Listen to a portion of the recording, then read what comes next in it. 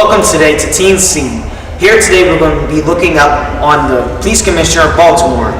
My name is Anthony, and we're here live in the National Great Blacks and Wax Museum. Today we're going to have a press conference with the newly appointed Police Commissioner, Anthony Batts. Well, don't go away, hold that remote, we'll be right back. Your wishes, things that are of interest to you, and just so you know, this is something that has never happened in Baltimore City before. And how apropos is this moment in time? And I have always stated that young people, you have the solutions to the problems that you face. And today, we're going to make a big change. We're going to ask you, what do you see, what do you feel? What are your hopes and your dreams? How do you achieve academic success? What are the things that concern you? What do you want to do, and how can we help you? If we as adults who have said that we are here to protect you, and we can't, what is our purpose? So we want you to have faith and believe in the things that we do and we say. And I cannot think of no other way of demonstrating that than by Commissioner Anthony Batts taking the time and to indicate how important it is for his presence to be here for you today. For no other reason, he is here for you. This is your moment in time. All those times you say, "Don't listen to you," you have something to say, this is your moment. And we're going to step back, and we're going to listen to you, and we can take it. We want you to be candid, open, and honest. We can take it. And to prove we can take it, we're going to start off by the introduction of Commissioner Anthony Batts, and he's going to lead the conversation, and we want to thank you, and this is for you. Thank you guys for coming out, and thank you for being here patiently. And I see a lot of old faces that I've had a chance to speak with and talk with, so I look forward to hearing your questions. But also, I'm looking forward to you being part of a revolution. And I'm talking about being change agents for the city of Baltimore, and it starts today. And I think it's very apropos that we're in this museum. If you guys haven't had a chance to walk through this 30,000 square foot Victorian mansion, where it has history of people who look like me. You have the history of people who came from Africa on boats and came to this country and had made an impact. And I think for you as young people, as you take your position, is that you have the opportunity today. You have the opportunity tomorrow to make a difference. You have the opportunity to change where our future is going. A number of you at Woodburn, when I sat down and spoke to you, we started off by having a conversation about music. We spoke about music and how music had changed. We went from the 50s to the 60s to the 70s, and we talked about how women were represented in music. We talked about in the past how women are represented in music today, how families are represented in music. And then we said, what is the music going to say about our generation in 5 years, in 10 years, in 15 years? You see, you have the ability to make the new songs of the future, and to not allow anyone to throw you off track, not to allow anyone to divert your destiny and where you guys can go, because I believe in you. Today, this is the beginning of what we call our Youth Advisory. I don't even think that's a good name. The name again is the Youth Advisory Council. It's a council set up to tell me how we should help police this city and how police officers should act. Now, I have other advisory groups. I have Hispanic Advisory, African American Advisory, Chaplains Advisory. This is called Youth Advisory. I don't like the name, because you're not youth. You're young adults. You're young leaders. You are the revolution and the change that's going to take place in Baltimore. And when I talked to you guys at Woodburn, I kind of told you, and I kind of brought up the point not to allow anyone to impact your future. That you can become anything that you want to become. You see, where I grew up, I'm not from Baltimore. And I always have to apologize for that. Because I have to say I didn't go to Dunbar and I didn't go to the other high schools and how we recognize ourselves in Baltimore. But I grew up as a poor kid. I grew up as a poor kid in the hood, in the ghetto, whatever you want to call it. And I take a lot of pride in that. I take a lot of pride growing up. I didn't have a whole lot of money, and my mother didn't eat at nighttime, so I could have enough food so I could eat to go to school. But I didn't let any of those things stop me from becoming what I wanted to become. And what I say to you, what I challenge you today, much like this museum is saying, we came from some very tough times if you go to these different rooms. We came as a people, we came from tough times. You now have a president of the United States that looks like you. Hi, I'm here to introduce you to another episode of Teen on the Scene with 2 new interviews. My guests are for today, Ashley. and Terrence Taylor. tell us your experience for this great day. Well, basically, I had a wonderful experience, a very wonderful experience at this museum. I learned a lot that I didn't learn in school, and I got an opportunity to test out my public speaking and my shyness, and it kind of washed away over time. And I enjoyed meeting new people and telling somebody something that they didn't know before, and it just made me feel good. And what is your experience? Well, my experience as well as Terrence, I learned a lot here that I didn't know before. It was a well experience. I learned a lot about being a young woman. Well, thank you. We'll be back in a moment. I ask you to be part of the revolution that changes what happens in Baltimore. How many people think Baltimore can become the center of the world? Don't put your hands up just to put them up. Do you really believe it? Now there's a lot less hands. Do you guys see that? Do you see that, Mr. Ramsey? There's a lot less. There's only 3 hands in this room that says that we think Baltimore can become the center. Why is that? Yes, sir.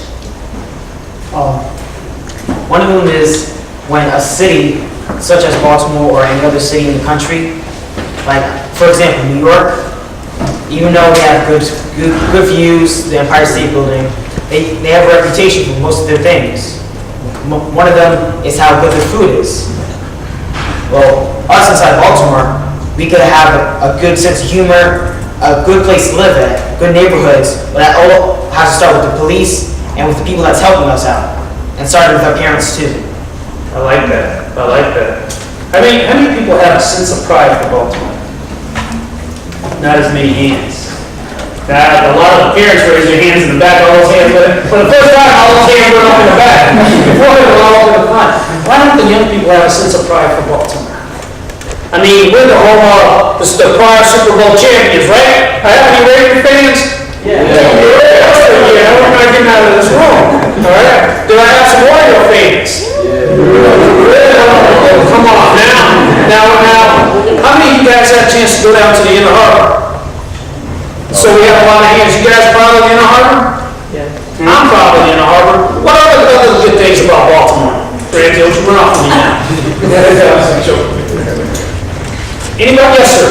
I'm gonna just speak from the background. I think it's an educational thing. I think that we've had so much history in Baltimore City and so many things that has been on prior to a lot of our young people knowing about to even have this sense of pride. So I think that it's really on our shoulders to educate them about the history of their city and the great things and the great people that have came out of their city, to kind of reteach some pride and some things to be proud about coming out of the city. What would you, now, you very articulate, thank you, sir. You were very eloquent to talk about New York, and you said New York has food, and New York has different things that are going on. The gentleman in the back said that we have a lack of knowledge of what has taken place. Do you guys know about that flag that flies over our country? And what connection that has to Baltimore? Does anybody know about that flag, that red, white, and blue, those stars up there? Anybody know the significance of that in the city of Baltimore? Anybody here? Yes, sir. The first one was made in Maryland, Baltimore, Maryland, and also at Fort McHenry. That's where they fought, and the flag was still there, like Francis Scott Key wrote in the song. Get out of here, dude.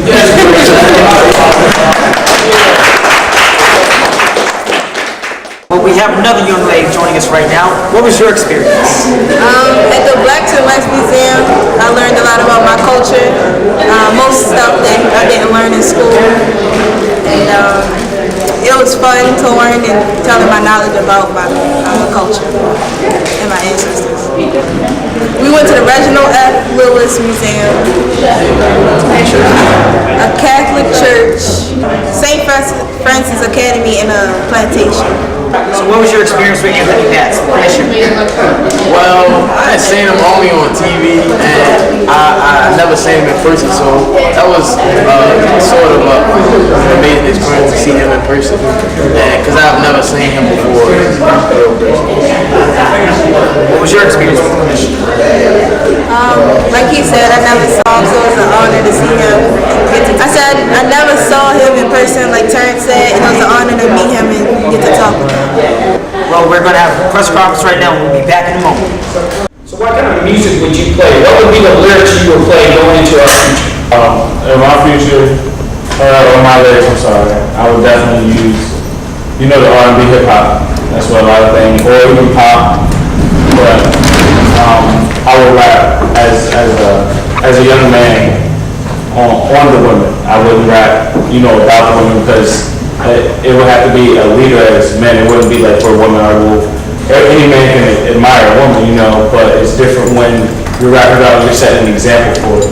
Like you have a lot of people that rap about, well, me and my team did this, or me and my team did that. And it would have to be as a single man with a woman, with a level of respect, and admiring women that demand the respect, not the ones that showing off the body, but allow you, to think and earn that. Not just you see her across the street, she already got all that out. You already know.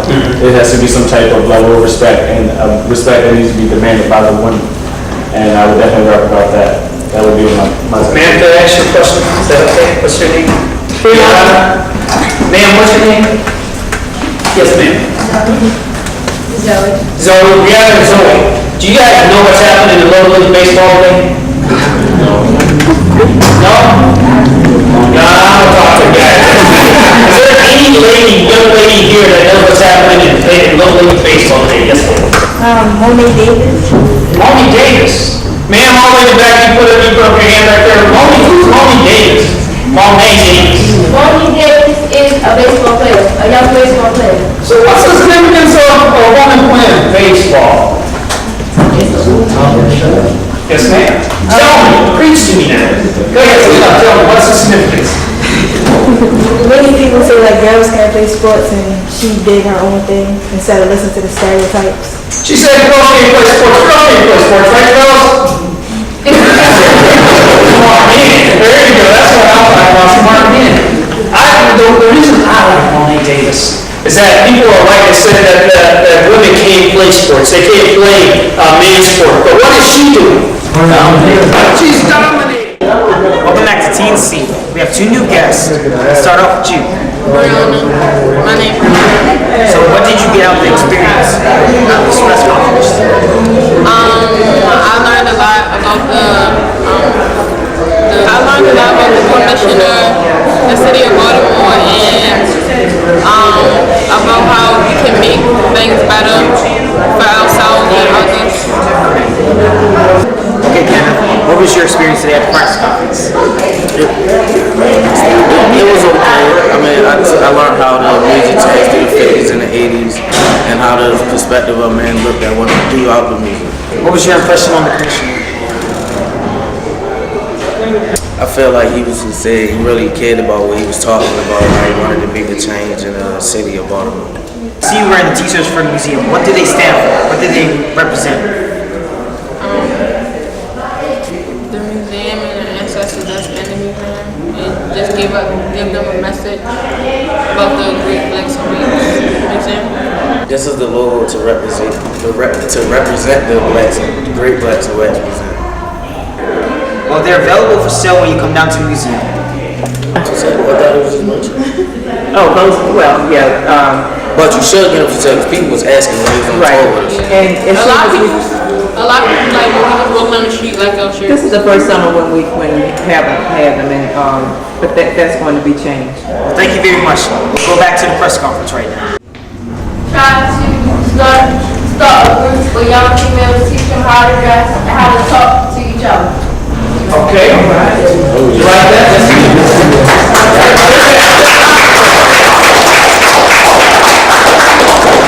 And she Guys, said stand up for me. Now you're on TV. like we by example start dressing the way you do and start listening to the stereotypes, being a leader, not a follower. Okay, I like that.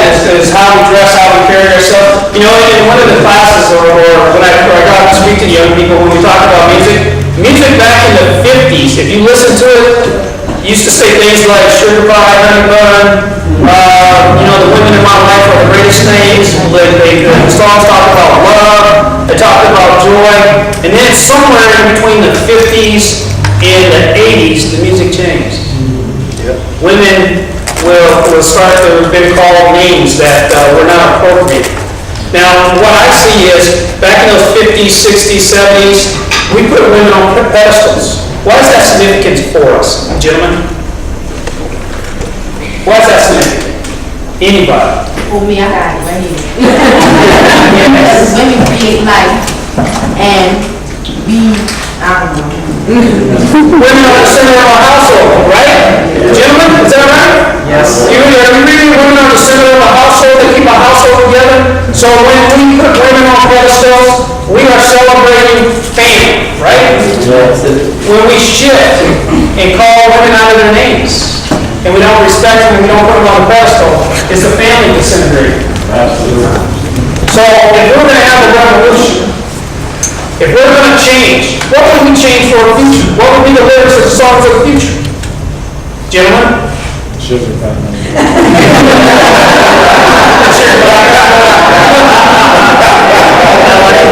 But that's a good point, right? So you gentlemen who are in this room, as we walk out of here today, as we look to change the future, you have the ability to start right now, right? We have a young lady on the front page of Sports Illustrated, making history. A young lady who has stepped outside and challenged the status quo. This is what I want you guys to walk away with. Welcome back. We have two new guests from Blacks and Wax Museum. What is your name? Hi, my name is Jenna. So, what was your take on experiences today? I thought that this was a good experience, and I believe that the youth was actually being heard. So, that was good. What is your name? Life. What is your experience today? It was a pretty good experience. I learned a lot. The youth, like she said, the youth finally got a chance to be heard, and it was pretty good and pretty cool to have positive Black role models come here today. So what would you take away from this out on the street? Like, what do you mean, sir? Like, what would you take from this experience and use it out in life? Let's see. I would rise above, think before I do certain things, and a little bit more cooperation with youth and the police. So what would you take out of this experience? I could take out the experience that the youth can actually make a difference, and that we should try to make ourselves better to help our community. Well, thank you both of you. We'll go back to the press conference right now. You can make history. You can challenge the status quo. You can challenge what people think about you, whether you're a young lady here or a young man. We have to rebuild our families. We have to provide structure to young people who are coming behind us. You guys have the ability to start a revolution in Baltimore. I say let's start it today. I say let's make a difference today. See, for me in my world, young people are losing their lives in the streets of Baltimore. The reason I do what I do is because I don't want any more young people losing their lives. How we're going to change that? A lot of people put that weight on my shoulders, and I have wide shoulders, and I can carry that. But how we're going to stop that in our city starts today with you guys. Connecting our families, rebuilding the structure of our families, respecting each other, and helping out the weak. I thank you guys for your time. I expect you guys to make a difference, make a revolution. Thank you. God bless you. Thank you. Welcome back. We're here with another team right now. What is your name? Jordan. And what was your experience today at the press conference? It gave me a new outlook on how to view stuff, like a new perspective on how to control the way I react to situations and stuff like that, like how to basically control what I do things. Well, I saw your hand up. What statement did you want to make? Well, when the commissioner was speaking about the women, the way people speak about women in music, I was gonna say that the way we view women is now is not really good because I respect my mom the most I can because women they give life and they teach us certain things that men can't really teach us. And to me, I feel as though a woman is the strongest person on the earth because my mom taught me stuff that I would have never learned today, even without a father. Even with a father.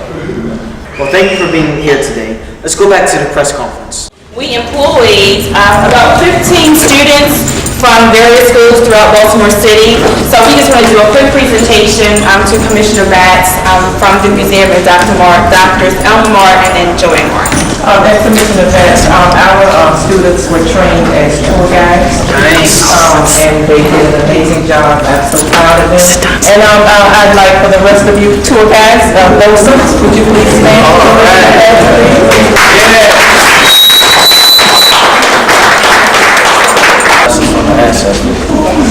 As you leave this monument to human tragedy and triumph, remember us, but not in anger or sorrow.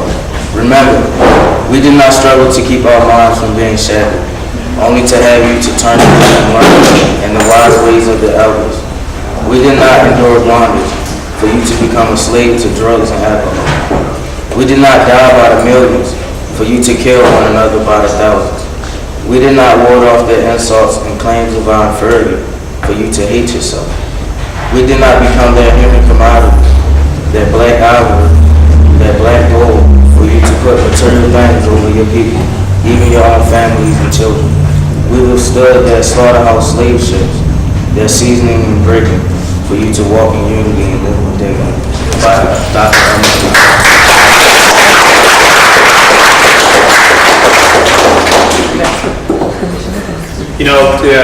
Thank you so very much. Listening to that, I don't know about for you, but that sent chills on my spine. That's powerful. That's what it's all about. That's powerful. Good afternoon, everyone. I will be presenting a child play to the ancestors. For my ancestors who give me life, I'm going to make the world a better place. For my ancestors who give me life, I'm going to always try to be the best person I can be. That means I'm going to know a slave ship when I see one, like the ones we call prisons and jails and penitentiaries. We people are taken away in chains. That means I'm going to know a slave trader when I see one, like the ones we call drug dealers. I'm going to be a leader of this world, a positive force in this world for my ancestors who give me life. Therefore, this world will definitely be a better place simply because I'm in it. Wow. Let's say revolution! Revolution A change! of change. All right.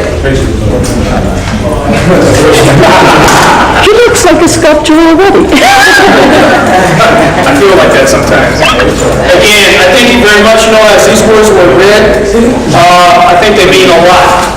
Remember, I think this said everything that we were talking about today. I think you guys should read it. I'm putting it in my office so I can read it every day. Again, thank you so very much. I'm humbled that you guys even allow me to come out here and spend time with you guys. Thank you so very much.